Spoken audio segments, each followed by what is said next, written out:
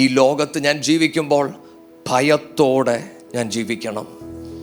ഈ ഭൂമിയിലുള്ള എൻ്റെ യാത്ര, ഈ ദൈവവചനം ധ്യാനിക്കുമ്പോൾ എൻ്റെ അകത്തൊരു ഭയം. എന്താ ഈ ഭയം എന്നറിയാമോ? ദൈവ ഭയത്തോടെ എൻ്റെ ജീവിതം. ദൈവമേ, നിൻ്റെ സന്നിധിയിൽ നിന്ന് ഞാൻ മാറിപ്പോകരുത്, നിനക്ക് പ്രസാദമില്ലാത്തതൊന്നും ഞാൻ ചെയ്യരുത്. ഈ ഭയം, അത് നമ്മൾ ദൈവത്തെ ഭയപ്പെട്ടു പോകുന്നതല്ല. അപ്പോൾ നിൻ്റെ സാന്നിധ്യമില്ലാതെ ഞാൻ ഒന്നും ചെയ്യരുത്.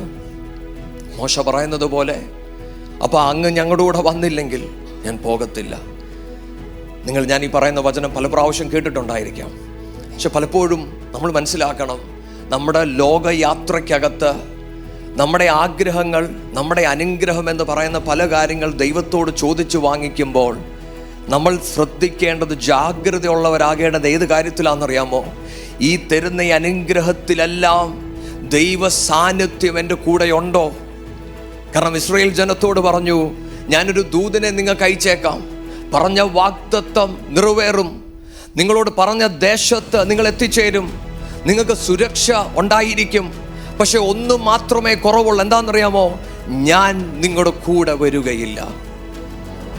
വചനം പറയുന്നത്, ഇസ്രായേൽ ജനം ഹൃദയം വേദനിച്ചന്ന് പ്രാർത്ഥിച്ചു. മക്കളെ, ദൈവവചനം ധ്യാനിക്കുകയും അതിനനുസരിച്ച് പ്രാർത്ഥിക്കുകയും ചെയ്തെങ്കിൽ മാത്രമേ ഞാൻ പോകുന്നിടത്തൊക്കെ ഒരു ദൈവ സാന്നിധ്യം ഉണ്ടോ എന്ന് നമുക്ക് അറിയുവാൻ കഴിയത്തുള്ളൂ.